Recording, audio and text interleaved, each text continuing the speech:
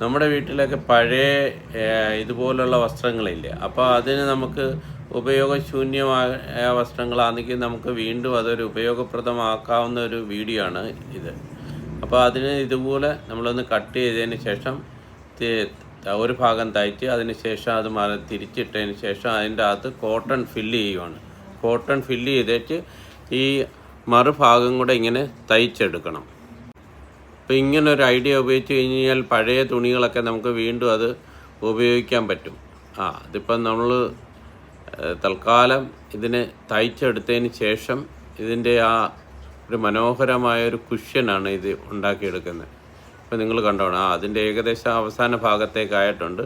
ഇനി അപ്പം നമ്മൾ ആ തയ്ച്ച ഭാഗങ്ങൾ കാണാതിരിക്കാൻ ഒന്നുകൂടെ അതിനെ കൂടെ ഒന്ന് ഭംഗി കൂട്ടണം. ഇതിപ്പോൾ ഒരു മത്തങ്ങയുടെ രൂപത്തിലായില്ലേ, ഇതെൻ്റെ ആ തയ്ച്ച ഭാഗവും കാണത്തില്ല. എങ്ങനെ സംഗതി സൂപ്പറായിട്ടില്ലേ?